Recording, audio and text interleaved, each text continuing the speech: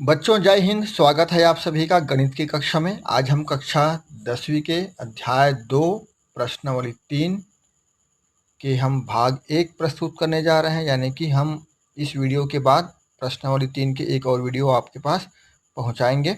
लेकिन उससे पहले आप लोगों से छोटी सी बात कि यह वीडियो हम उन बच्चों के लिए बना रहे हैं जो ऑनलाइन कक्षा अटेंड नहीं कर पाते हैं, जिनके पास मोबाइल तो है लेकिन उनके पिताजी ले जाते हैं या उनके भैया के पास है, डाटा नहीं होने के कारण देख नहीं पाते हैं, या फिर वहाँ पर नेटवर्क अच्छे से नहीं मिल पाता है। तो आप सभी बच्चों की भी जिम्मेदारी बनती है कि आप अपने उन दोस्तों तक ये वीडियो पहुँचाइए, उनको सेंड कीजिए जो किसी कारण से ऑनलाइन क्लास से जुड़ नहीं पा रहे हैं, और उन लोगों को भी भेजिए जिनको इनकी अधिक आवश्यकता है। तभी हमारे जो स्कूल के प्राचार्य हैं, प्रधान पाठक हैं, उन सभी का मेहनत रंग लाएगा, क्योंकि हम इसे किसी फ़ायदे के लिए नहीं बना रहे हैं। उम्मीद है कि आप सभी हमारा सहयोग करेंगे और उन बच्चों तक पहुंचाएंगे जो सही मायने में जिसको इसकी आवश्यकता है, और हम लोगों की मेहनत भी सफल होगी जब आप लोग ऐसा करेंगे।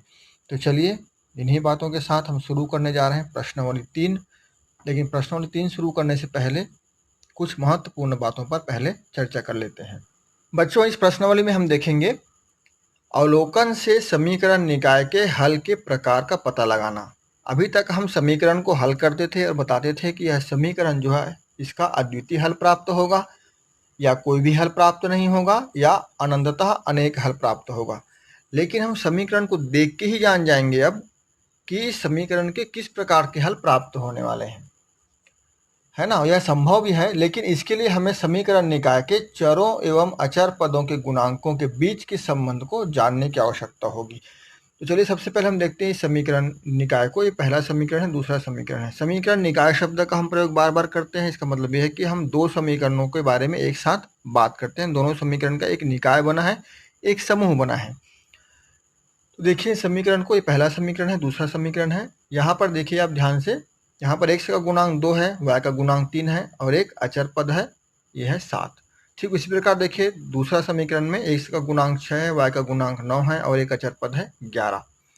यदि हम इसे इस प्रकार के समीकरण से तुलना करें, a1x धन b1y बराबर c1, a2x धन b2y बराबर c2, तो किस प्रकार के इसके मान प्राप्त होंगे। देखिए हम यहाँ पर लिख सकते हैं a1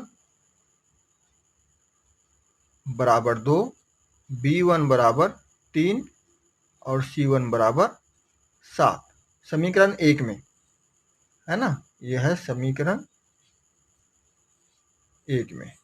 समीकरण 2 में क्या क्या प्राप्त होगा, a2 बराबर 6, b2 बराबर 9 और c2 बराबर 11, ये समीकरण 2 में।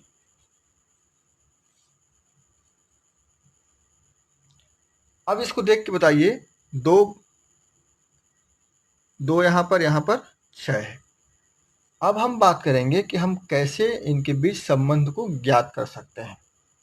तो बच्चों, इसके लिए हम चलिए चर्चा करने वाले हैं कि वो संबंध किस प्रकार से होंगे, कौन कौन सी शर्त होंगी जिसके अनुसार हम अवलोकन से ही इन समीकरण को बता सकते हैं कि ये किस प्रकार का समीकरण है।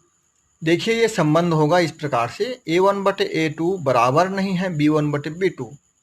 जब a1 और a2 दोनों के इस प्रकार के संबंध बराबर नहीं होंगे b1 बटे b2 के, तब उस समीकरण का अद्वितीय हल प्राप्त होगा। और अद्वितीय हल प्राप्त होता है, इसमें समीकरण निकाय के दो प्रतिच्छेदी रेखाएं प्रदर्शित होती हैं। इस प्रकार से देखिए, इस प्रकार की रेखा रहेगी, इस प्रकार की रेखा, दोनों के प्रतिच्छेदी बिंदु रहेगा। दूसरा पॉइंट है हमारा, इसको आपको याद रखना है। दूसरा पॉइंट है हमारा, a1 बटे a2 बराबर होगा b1 बटे b2 के, और ये बराबर नहीं होगा c1 बटे c2 के। तब इस कंडीशन में कोई भी हल प्राप्त नहीं होगा।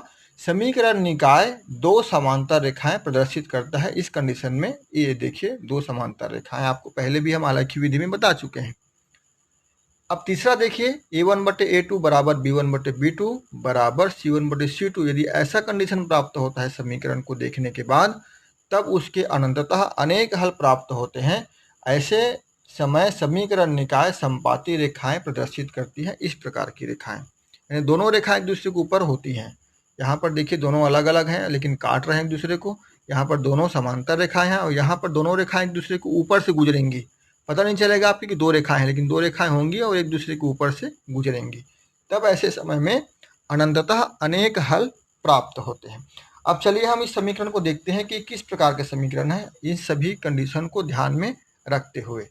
आइए इसको देखिए, क्या है a1/a2, क्या लिखेंगे यहाँ पर हम a1/a2 बराबर b1/b2। चलिए देखते हैं होता है कि नहीं होता। ये a1 कितना है 2, a2 कितना है 6 बराबर b1 कितना है 3 और ये कितना है 9। देखिए इसको 2 से हल करेंगे, 2 एकम 2, 2 तिया 6, 1/3। इसको हल करेंगे 3 एकम 3, 3 तिया 9। यहाँ पर भी 1/3, यहाँ पर भी 1/3, यानी कि दोनों कंडीशन बराबर है। किसमें आएगा ये, अभी इसमें पहुंच गए हैं हम। अब इसको C1/C2 को देखते हैं हम। तो C1/C2 क्या होगा, C1/C2 क्या बराबर है ये तो बराबर है। C1/C2 कितना है 7/11। तो ये बराबर नहीं है 1/3 के। 7/11 1/3 के बराबर नहीं है। तब देखिए किस में आएगा ये, हमारा शर्त जो 2 है उसमें ये फिट बैठ रहा है। यहाँ पर तो नहीं बैठा फिट, क्योंकि ये दोनों बराबर हैं। इस कंडीशन में है a1/a2 बराबर b1/b2 आया था, लेकिन C1/C2 बराबर नहीं है। तब इस समीकरण के कोई भी हल प्राप्त नहीं होगा, यानी कि दो समांतर रेखाएं हमको प्राप्त होंगी समीकरण निकाय के। तो हम इसको देख के ही जान गए, इस समीकरण को हम देख के ही जान गए कि 2x धन 3y बराबर 7, 6x धन 9y बराबर 11, ये ऐसे समीकरण निकाय हैं जिसका कोई भी हल प्राप्त नहीं होगा। आप यहीं से देख के बता सकते हैं 2/6 3/9 दोनों बराबर होगा हल करने पर, और 7/11 किसी भी हाल में किसी भी एक संख्या से नहीं कटेगी, यानी कि C1/C2 बराबर नहीं होगा। तो समीकरण निकाय का कोई भी हल प्राप्त हमको नहीं होगा। तो चलिए आप इसको बार बार अभ्यास कीजिए और समझने का प्रयास कीजिए कि कैसे हम अवलोकन से समीकरण निकाय के हल के प्रकार का पता लगा सकते हैं। यहाँ तक आपको समझ में आ गया होगा, ऐसा मैं समझता हूँ। चलिए आगे बढ़ते हैं। आइए हम देखते हैं प्रश्नावली 3 के प्रश्न क्रमांक 1। पहला प्रश्न दिया हुआ है, दर्शाइए कि निम्नलिखित समीकरण निकाय का एक अद्वितीय हल है। ये दर्शाना है आपको। तो अद्वितीय हल होने के लिए शर्त क्या है हमारा, a1/a2 is not equal to b1/b2, यानी a1/a2 बराबर नहीं है b1/b2 के। इसको आपको ध्यान में रखना है। चलिए अब a1 बराबर क्या है यहाँ पर देखते हैं। a1 बराबर समीकरण 1 में 3, b1 बराबर क्या है 5, c1 बराबर क्या है 12, a2 बराबर क्या है 5, b2 बराबर क्या है 3, c2 बराबर क्या है 4। समीकरण निकाय का एक अद्वितीय हल होने के लिए क्या शर्त है, a1/a2 b1/b2। क्या होगा a1/a2 3/5 और बराबर नहीं है 5/3। देखिए यहाँ पर शर्त पूरी कर रहा है ये, 3/5 5/3 के बराबर नहीं है, इसलिए समीकरण निकाय का एक अद्वितीय हल प्राप्त होगा, ऐसा हम कहेंगे। समीकरण निकाय का एक अद्वितीय हल प्राप्त होगा। हम लिखेंगे इस प्रकार से, समीकरण निकाय का एक अद्वितीय हल है। तो यहाँ पर हमारा ये सवाल का हल कंप्लीट होता है, बस इसमें इतना ही करना है। आइए देखते हैं प्रश्न क्रमांक 2 क्या कहता है। देखिए प्रश्न क्रमांक 2 में लिखा हुआ है, दर्शाइए कि निम्नलिखित समीकरण निकाय के अनंततः अनेक हल हैं। समीकरण दिया हुआ आपको 2x ऋण 3y बराबर 5, 6x ऋण 9y बराबर 15। इस प्रकार के सवाल को हम पिछले प्रश्नावली में भी हल कर चुके हैं। सेम यही सवाल को और इसके कैसे बराबर करना है भी हम आपको बता चुके हैं। वैसे आप इसको देखिए a1/a2, तो 2/6 बराबर क्या होगा 1/3, दोनों कट जाएगा तो 2 एकम 2 2 तिया 6, 3/9 है, इसको भी कट जाएगा, 3 एकम 3 3 तिया 9, और 5/15 भी कट जाएगा, 5 एकम 5 5 तिया 15, यानी सब में 1/3 1/3 उत्तर आएगा। यानी कि a1/a2 बराबर b1/b2 बराबर c1/c2 पूरा बराबर होगा। जब सभी बिंदु बराबर हों तब उस कंडीशन में समीकरण निकाय के अनंततः अनेक हल प्राप्त होते हैं और आलेख में हमको रेखाएं समपाती प्राप्त होती हैं। तो आप इसको बना लेंगे। हम बात करेंगे प्रश्न क्रमांक 3 के प्रश्न 1 का। इसमें लिखा हुआ है के मान ज्ञात कीजिए जिसके लिए निम्नलिखित समीकरण निकाय का कोई भी हल ना हो। कोई भी हल ना हो कहने का मतलब है a1/a2 बराबर b1/b2 बराबर नहीं है c1/c2। ये वाला कंडीशन हमको लागू करना है। तो चलिए देखते हैं कैसे बनाएंगे। देखिए आपका प्रश्न 3 है, के का मान हमको ज्ञात करना है। हम पहले लिख लेंगे a1 बराबर 8, b1 बराबर 5, समीकरण 1 में ऐसा लिखेंगे हम, और c1 बराबर 9। ये सभी a1 b1 दोनों x y के गुणांक है और c1 क्या है, अचर पद है। यहाँ पर देखिए x का a2 बराबर क्या दिया है, x का गुणांक k, y का गुणांक क्या है 10, b2 बराबर 10 और c2 बराबर 15। शर्त क्या दिया हुआ है, कोई भी हल ना हो। इसके लिए हमारा सूत्र आता है a1/a2 बराबर b1/b2 बराबर नहीं है c1/c2।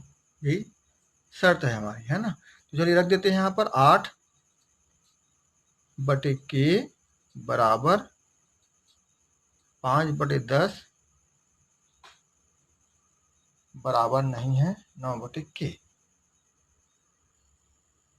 बराबर नहीं है 9/15। यहाँ तक हो गया। आगे हम लिखेंगे इसको, ये k 5 के साथ गुना होगा और ये 10 के साथ इधर 8। तो या फिर हम इसको एक बार लिख सकते हैं, k बराबर 8 गुना 10/5 बराबर नहीं है 9/15। इसको हल कर लेते हैं, 5 कम 5, 5 दूनी 10, तो ये हो जाएगा k बराबर 16/1 बराबर नहीं है 9/15। देखिए 16/1 9/15 के बराबर है क्या, नहीं है, है ना। ये देखिए 16/1 9/15 के बराबर नहीं है। तो शर्त हमारा कंप्लीट हो गया। अतः हम कह सकते हैं